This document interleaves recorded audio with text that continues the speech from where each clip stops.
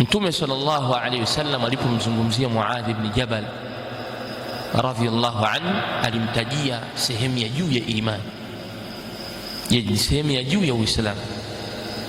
Aliposema alayhi salatu wasalam kumwambia Muadh, baada ya Muadh kumwambia wa hal yakubu nnasu fi nnari min hasaidi alsinatihim, hivi watu je wataingia motoni kwa machumo ya ndimi zao?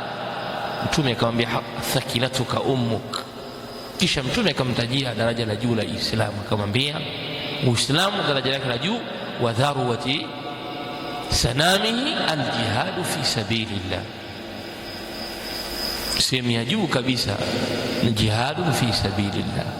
Kwa Muislamu naye pia hupambana kuweza kufikia yale madaraja na vile vipengele vya juu vya Uislamu. Kwa hili ni daraja la pili ambalo Muislamu naye pia hupambana naye pia kutoa juhudi kufikia kuwa ni mujahidu fi sabilillah, kufikia mtu ambaye yuwadhibu ani salawat, kufikia mtu ambaye anawafanyia wema wazazi wake wawili. Haya yote katika sehemu ya kupambana kunako Uislamu. Sasa daraja ambalo nataka nikusudie kulisema mimi, daraja la tatu, nalo ni daraja la al-ihsan. Hili ni daraja kubwa sana katika hayo madaraja mawili hayo. Hili sasa ndio daraja kubwa mno, an yakuna al-abdu muhsinan, mtu akafikia kuwa ni mtu mwema mwenye kuyatenda matendo yake kwa uzuri, bimaana akawa na muraqaba, ni mtu ambaye anamchunga Mola wake subhanahu wa ta'ala, anajitahidi kumchunga Mola wake kwenye kila kipengele, sawa sawa kwenye mambo ya halali na katika mambo ya haramu. Anamchunga Mola wake kwamba hili analolifanya Mola wangu ananiona, la halali hili Mola wangu ananiona. Ndio maana katika matabi'i, wako matabi'i na baadhi ya masahaba walifikia kuyaona mambo ya mubaha kuwa ni haramu. Yale mambo ya mubaha ya halali, kuna baadhi walifikia kuyaona kwamba ni haramu, walikuwa wanayaacha. Kwa sababu ya nini? Kwa sababu ya jambo au daraja hili la tatu ambalo ni zito. Na Mtume kalitafsiri kabisa, asema nini daraja la ihsani? Maana yake nini? An ta'budu Allah ka'annaka tarahu fa in lam takun tarahu fa innahu yarak.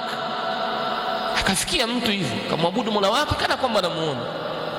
Fa in lam takun tarahu fa innahu yarak. Kama wewe unaamini kwamba humuoni hivi sasa, basi pia amini kwamba yeye anakuona. Akifikia mja yuko hivyo kwenye maasi, akifikia mja kuwa hivyo kwenye mambo ya taa, huyo ni muhsinu ila Allah. Na hili daraja Allah subhanahu amelitamka kwenye Qur'ani kwa aya nyingi sana. Wallahu la yuhibbu, inna Allah yuhibbu almuhsinin, kama sura Ali Imran. Allah anawapenda watu wanaofanya ihsani.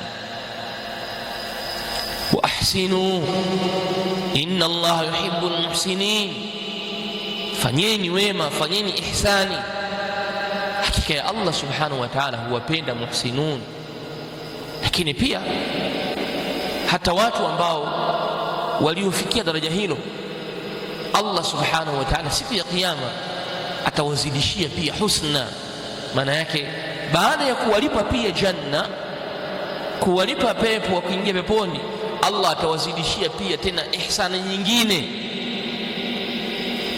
Ihsani hiyo Allah subhanahu wa tafsiri wa Qur'ani wakasema maana yake atawazidishia nadharatur rahman, watafikia kwa sababu walikuwa ni wema huku duniani, wa muhsinu, atawapa nafasi ya wao kumuona Mola wao bi ummi a'yunihim, kwa macho yao watamuona Mola wao. Daraja la ihsani, daraja la mtu kuwa muhsin. Na iko mifano mingi ambayo baadhi watunzi wa vitabu vya lugha vya Kiarabu huwa wanapigia mfano kunako daraja la ihsani. Wanafunzi ambao waliopewa mtihani na mwalimu wakamchinje kuku sehemu ambayo hawaonekani na mtu yoyote, hawaonekani na chochote. Kwa hiyo wakapewa kuku, kila mwanafunzi akamwambia yalla roh, nenda ukachinje, jitahidi sehemu utakayochinja usionekane na yoyote. Kwa hiyo kila mmoja akachukua kuku wake akaamua akimbie. Mmoja yeye hakuweza kukimbia, Kwa hivyo uondoke. Akasema sasa mimi niende wapi? Sehemu gani nitakayokwenda mimi nisionekane? Sehemu gani hiyo? Hii ni mifano napigia daraja la nini, la ihsani. Sasa ndugu zangu, hadithi ya Shaddadi ibn Aus radhiyallahu anhu, Allah subhanahu wa ta'ala kupitia maneno ya Mtume alayhi salatu wasalam anathibitisha kwenye kila kitu kunatakiwa ihsani. Kila kitu, inna Allah kataba al-ihsana ala kulli shay. Allah amefaradhisha ihsani kwenye kila kitu. Unapotembea, umekaa, uko sijui ndani, sijui uko wapi, kila mahala unatakikana uwe muhsinan. Nimesema hapa baadhi ya masahaba waliyafanya mambo ya mubaha kuwa ni haramu, yani wao wenyewe tu anajiharamishia kwamba kwa hili sifanye, na ni jambo la halali. Anamzungumzia Uthman kwamba khalifa wa tatu ni Uthman ibn Affan mwenye nuru mbili, alioa mabinti wawili wa Mtume sallallahu alaihi wasallam. Dhul haya bighairi maini, mwenye haya bila shaka. Kisha akamsema pia minhu stahat malaikur rahman, kwa Uthmani wamemuonea aibu malaika wa Ar-Rahman. Uthman alivyotajwa na kwamba Uthman alikuwa akiingia bafuni kuoga havui nguo zote, ima kama atavaa shuka tu ajimwagie juu maji ajisafishe kwa ndani anaondoka zake. Nini? Anaona siwezi nikavua nguo zangu nikabaki mtupu hali ya kuwa Mola wangu subhanahu wa ta'ala ananiona. Ndio maana anasema Uthman malaika wamemuonea aibu. Mtume alikuwa, Abu Bakar kaingia amefunua nguo yake, Umar kaingia, Mtume hakuishusha nguo yake. Alipoingia Uthman, Mtume akaishusha. Aisha anamuona tu sallallahu alaihi wasallam. Baadaye akamuuliza, ya Rasulullah, ameingia kwako Abu Bakar Siddiq haujashusha nguo yako? Ameingia Umar haujashusha nguo yako? Kwa nini alipoingia Uthman wewe umeshusha nguo yako? Qala, Mtume akasema, kaifa astahi min rajulin yastahi minhu malaikur rahman, kwa nini simuonee haya mtu ambaye malaika wa Allah anamuonea haya? Ihsan, inna Allah kataba al-ihsana ala kulli shay, kaandika na amefaradhisha wema kwenye kila kitu. Yani kuna baadhi ya matendo unaweza ukawa unayaona ni mubaha, yanajuzu kuyafanya, lakini unahofia kwamba Mola wangu anaweza kanichukulia hivi, Mola wangu anaweza kadha, Mola wangu anaweza kadha, basi mtu anayaacha tu. Kisha Mtume sallallahu alaihi wasallam akataja katika hadithi ya Shaddadi kitu kinachofuata, akasema, wa idha dhabahtum fa ahsinu dhibha, na pindi mnapochinja chinjeni kwa uzuri. Mpaka kwenye kuchinja pia kuna ihsan, mpaka kwenye kuchinja kuna ihsan. Pale ulipomlaza mnyama ukafikia bismillahi Allahu akbar, basi fanya ihsan. Namna ya kufanya ihsani katika kuchinja ni kwenye vipengele vifuatavyo. Sehemu ya kwanza, Mtume akasema, waliyuhidda ahadukum shafratahu, na akinoe mmoja wenu kisu chake. Ihsani bimaana kumkata mnyama na kumchinja mnyama kwa kifaa ambacho ni butu ni kukosa ihsani kwa kumfanyia huyo mnyama. Hata yule ngamia ambaye yunhar au tunhar, ngamia hachinjwi, ngamia huwa hachinjwi, yeye anachomwa tu hapa hivi, mnamvizia mnamchoma hapa, anatoa damu zake na kufa. Basi kile cha kumchoma kile ngamia kile kiwe ni kikali. Ng'ombe anayechinjwa pia kisu chake kiwe ni kikali, ihsani kwa mnyama. Mbuzi na wengine wote katika wanyama wanaochinjwa, Mtume anasema waliyuhidda ahadukum shafratahu. Na wanawachuoni wa fiqh baadhi ya madhehebu wakaongeza pia katika ihsani. Mtume kataja jambo la waliyuhidda ahadukum shafratahu Lakini pia Mtume akafundisha jambo la kusoma dua wakati wa kumchinja, na wanawachuoni wa fiqhi baadhi wakaongezea kwamba jambo la kumwelekeza qibla mnyama, ambalo si jambo la mafurudha wala faradhi, kokote ndio kumwelekeza tu mnyama hakuna shida. Lakini wao wanaona kwamba sehemu hii ya kumwelekeza ni katika wema wa kumfanyia mnyama wakati wa kumchinja, si faradhi, si lazima, unaweza kumwelekeza kokote, lakini wameliongeza ili kuonesha ule wema na utukufu wa hii ibada unaokwenda kuifanya. Lakini pia jambo lingine ambalo Mtume kafundisha ni kumwonea huruma mnyama, kumwonea huruma mnyama wakati wa kumchinja. Akasemaje? washatu in rahimtaha rahimakallah, na mnyama ambaye ni mbuzi wakati unamchinja, wewe unayechinja ukimwonea huruma, rahimakallah, Allah subhanahu kuonea na wewe huruma. Huruma kwa wanyama ni moja ya sababu ya mtu kuingizwa peponi na kuondoshewa madhambi yake. Huruma kwa wanyama ni moja ya mlango wa kuingizwa katika pepo ya Allah subhanahu, kwa uthibitisho wa mwanamke aliyekuwa mchafu, maisha yake yote yametumikia kwenye uchafu na uzinifu mkubwa wa kibani Israili. Alipomwonea huruma kalbun ambaye kana yalhafu min shiddati aljui, alipomwonea huruma yule mbwa aliyekuwa anatoa ulimi kwa sababu ya njaa, mwanamke yule akazama kwenye kisima, akachota maji kwenye kiatu chake, akampa yule mbwa. Mtume anasema dakhalatil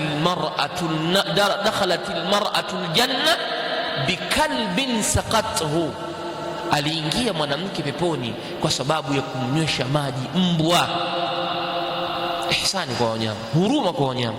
Mtume anasema washatu in rahimtaha rahimakallah, mbuzi wakati unamchinja wewe ukawa unamwonea huruma vile, basi ni moja katika sehemu ya nini, ya kupata huruma ya Allah subhanahu wa ta'ala. Kwa sababu hadithi hii inaonyesha ya kwamba yule mtu alikuwa anamwambia Mtume, ya Rasulullah, mimi kila ninavyomchinja mnyama najikuta ninamwonea huruma, namna alivyobanwa, alivyoshikwa miguu yake wakamkanyaga watu, nikanyanyua shingo lake, nasikia huruma sana.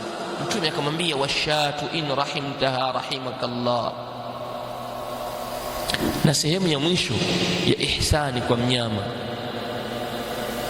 Mtume sallallahu alaihi wasallam amekataza an tudhbaha shatu amama ukhtiha, ni mnyama kuchinjwa mbele ya ndugu yake ambaye akitoka yeye anafuata yeye. Nini, una mbuzi wawili, ng'ombe wawili au nini wawili, sasa wote hawa wanatakikana wachinjwe imma yaumul Eid au kadha, ukamchukua mmoja ukamchinja hali ya kuwa huyu mwingine anayefuata yuko na kutazama. Mtume akakataza hilo jambo sallallahu alayhi wasallam.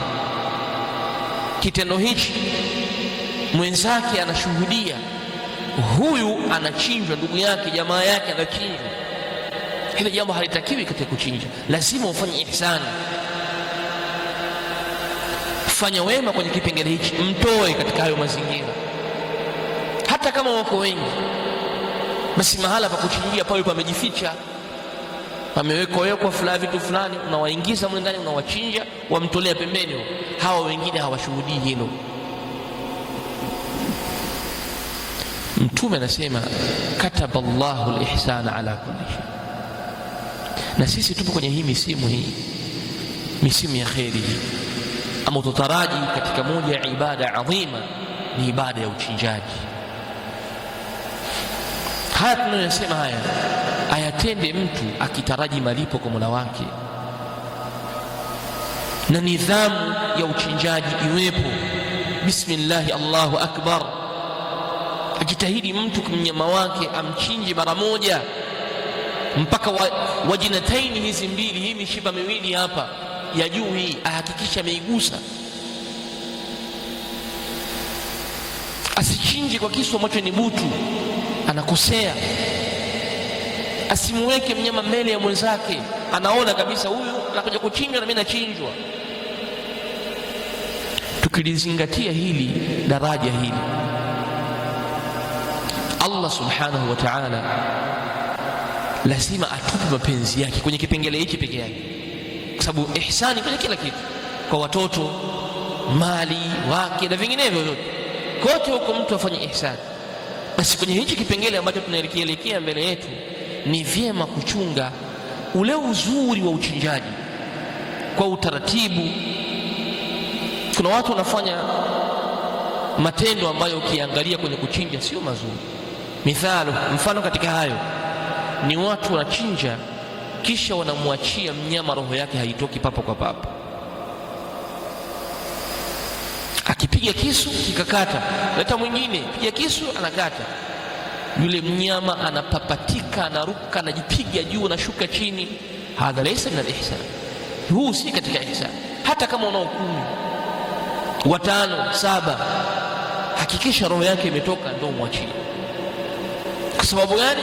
Kwa sababu waliyurih ahadukum dhabihatahu, tumekasema hivi, na ampe nafasi ile ya uhuru ya kuendelea kutoka roho yule mnyama wake, aendelee kumbana, mshikilie pale pale mpaka, hata kama wako wangapi utajijua mwenyewe na muda wako, lakini mpe nafasi roho yake itoke, mbane vizuri mpaka aondoke pale roho yake imetoka, mweke pembeni. Katika makosa ambayo watu wanayafanya kwenye uchinjaji, walipokosa kujua daraja hili, ni kuto kumpa nafasi mnyama mpaka roho yake itoke. Kuta ng'ombe, mbuzi wanaruka pale, unaruka kweli kweli, unafika mpaka anajigonga kwenye mamiti, wakati mwingine kwenye maukuta, kwenye nini. Basi si jambo zuri hili. Na mwisho kabisa katika ihsani ya mwisho kwa wanyama ni wewe kutambua ya kwamba uchinjaji ni amri itokayo kwa Allah subhanahu wa ta'ala, ameileta kwa wanadamu waifanye kwa ajili yake subhanahu wa ta'ala. Asichinje mtu kwa lengo la kutaka kuonyesha fahari kwenye jamii. Asichinje mtu kwa kutaka kuonyesha ya kwamba leo kaangusha wengi watu wamtaji. Hapana, tambua kwamba hiyo ni ibada. Jiepushe kutuma kwenye mitandao wanyama uliowachinja, si mbuzi 5, ng'ombe 2, jiepushe nayo. Bakia siri yako wewe na Mola wako, kwa sababu hiyo ni ibada. Katika makosa ambayo watu wanayafanya ni watu kuchinja kwa sababu eti watajwe na wasifiwe. Tunamwomba Allah subhanahu wa ta'ala aturuzuku kwenye ibada zetu ziwe ni ibada makubula zenye kukubaliwa mbele yake subhanahu wa ta'ala, na atujalie katika wale ambao wanaosikiliza maneno na kuyafuata yaliyokuwa mazuri. Wa sallallahu ala nabina Muhammadin wa ala alihi wa sahbihi ajma'in, walhamdulillahi rabbil alamin.